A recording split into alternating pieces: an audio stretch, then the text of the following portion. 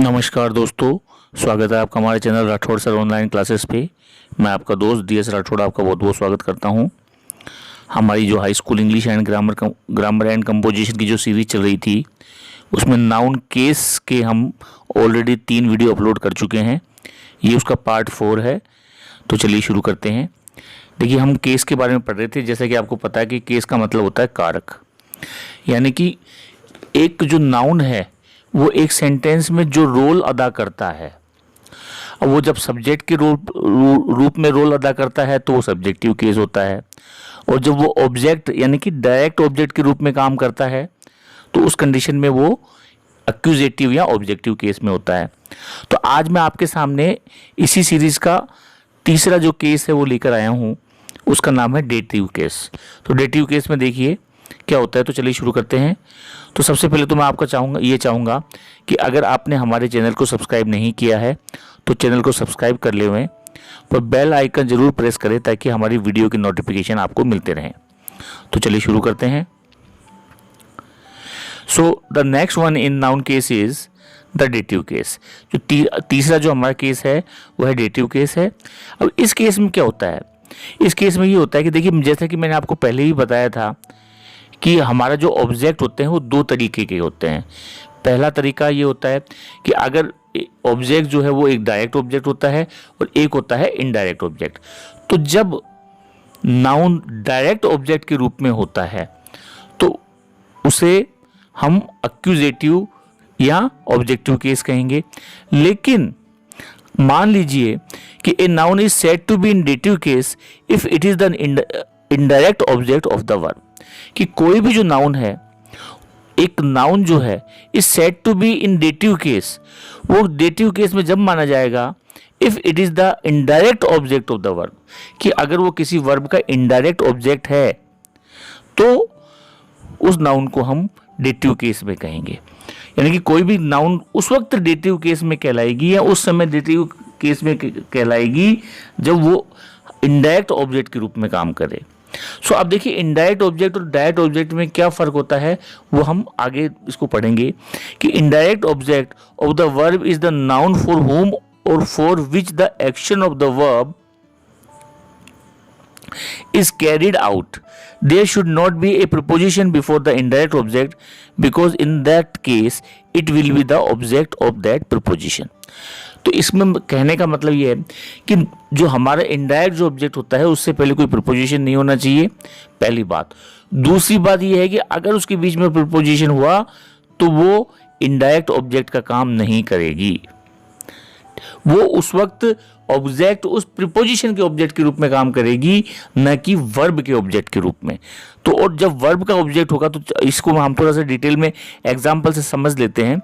कि देखिए, एक सेंटेंस है हमारे सामने, the teacher gave the students few exercises. अब देखिए, इस सेंटेंस में हमारे पास नाउन कौन कौन से हैं।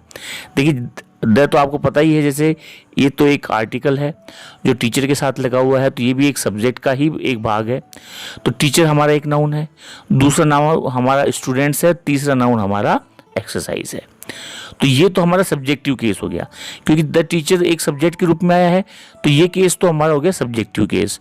गेव हो गई हमारी वर्ब। अब देखिए, ऑब्जेक्ट इसमें हमारे पास 2 हैं।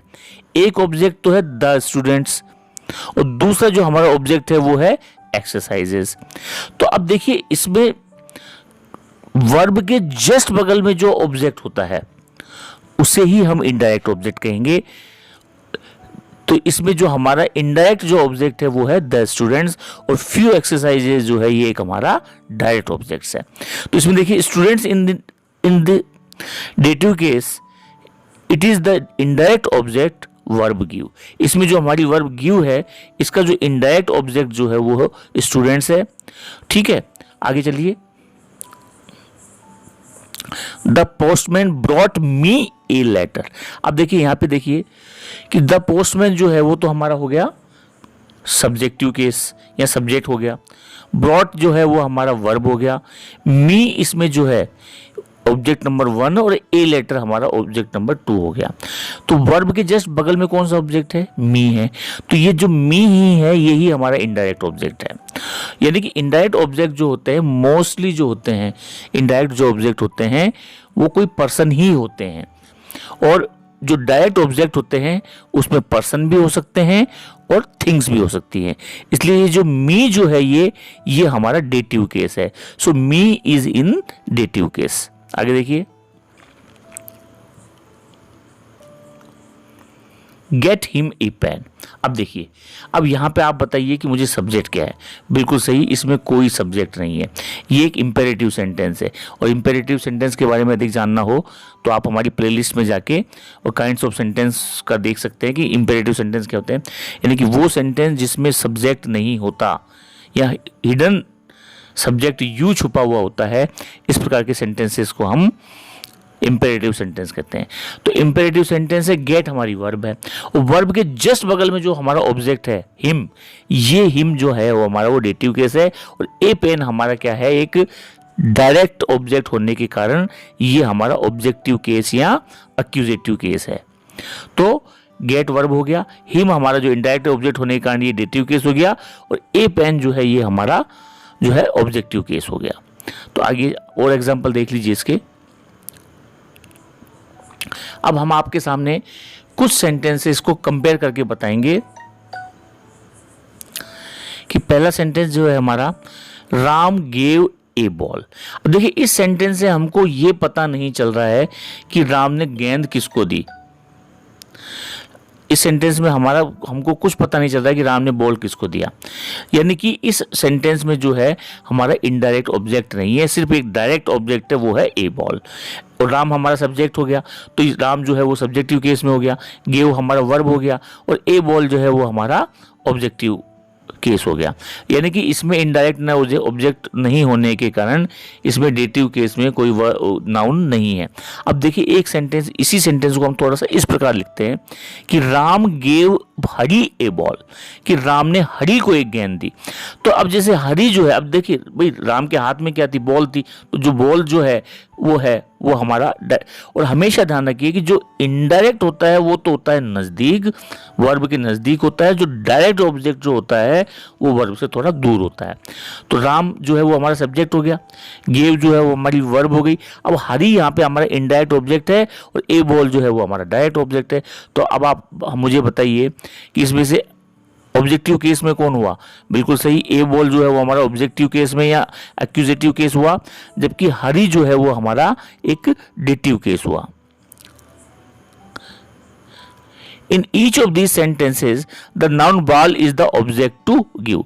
भाई दोनों ही सेंटेंस में दी तो बॉल ही जा रही है, लेकिन पहले सेंटेंस से हमको ये पता नहीं चल रहा कि बॉल किसको दी जा रही है, यानी कि इसमें हमारा इनडायरेक्ट ऑब्जेक्ट नहीं है। ठीक है, आगे देखिए। In the second sentence, we are told that Hari was the person whom Ram gave a ball.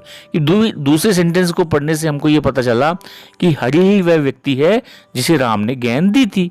तो अब देखिए, राम के ने जिसको गेंद दी वो डायरेक्ट ऑब्जेक्ट हो गया, और जिसको दी वो हमारा इनडायरेक्ट ऑब्जेक्ट हो गया, और जो वर्ब के जस्ट बगल में आता है वो हमारा इनडायरेक्ट होता है और वो डेटिव केस होता है।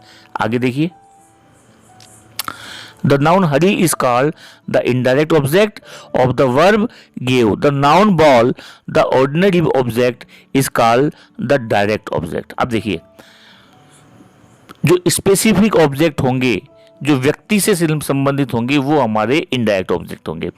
तो Ram gave Hari a ball, इस सेंटेंस में जो हमारा जो हरी है वो हमारा indirect object of the verb gave, यानी कि हमारी वर्ब गेव का वो हमारा इनडायरेक्ट ऑब्जेक्ट है, और जो नाउन बॉल जो है वो एक ऑर्डिनरी ऑब्जेक्ट है, is called the direct object. और डायरेक्ट ऑब्जेक्ट होने के कारण वो हमारा एक्यूजेटिव या ऑब्जेक्टिव केस में है, और हरी जो है वो हमारा इनडायरेक्ट ऑब्जेक्ट होने के कारण एक डेटिव केस में है।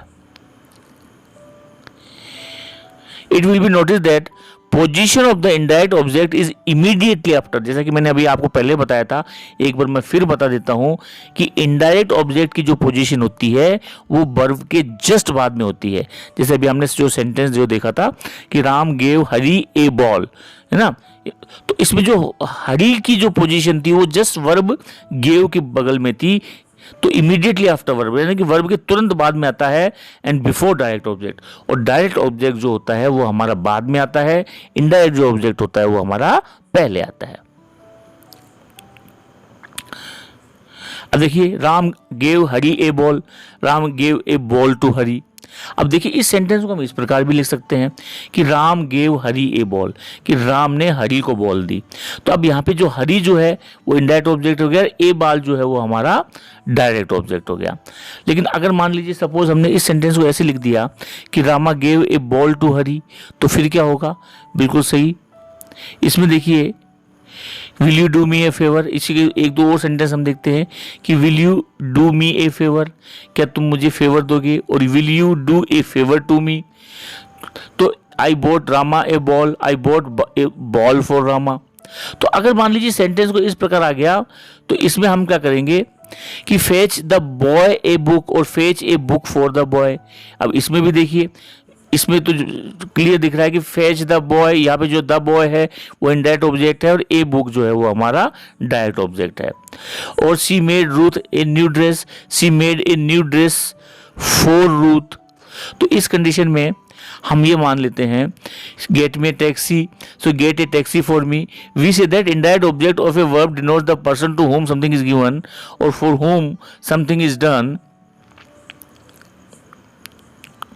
ठीक है, लेकिन इस कंडीशन में भी देखिए क्या होगा कि जो हमारा डायरेक्ट ऑब्जेक्ट जो होगा वो तो बॉल ही होगा और इनडायरेक्ट जो ऑब्जेक्ट होगा वो हमारा पर्सन ही होता है। सो आगे देखिए, इसको हम थोड़ा सा और क्लेरिफाई कर लेते हैं कि कुछ वर्ब ऐसी होती हैं जिसमें टू ऑब्जेक्ट्स होते हैं, एक डायरेक्ट ऑब्जेक्ट और एक indirect object. She gave me a book, यहाँ पे देखिए शी जो है एक सब्जेक्ट होने के कारण ये सब्जेक्टिव केस है, गेव एक वर्ब है और मी जो है वो हमारा एक इनडायरेक्ट ऑब्जेक्ट है, ए बुक जो है वो हमारा डायरेक्ट ऑब्जेक्ट है। सो यहाँ पे ये मी जो है वो डेटिव केस में है और ए बुक जो है हमारा एक्यूजेटिव या ऑब्जेक्टिव केस में है। Here me is the indirect object of the verb gave while book is the direct object. A noun used as the direct object of the verb is said to be in objective case, whereas a noun used as the indirect object of the verb is said to be in dative case।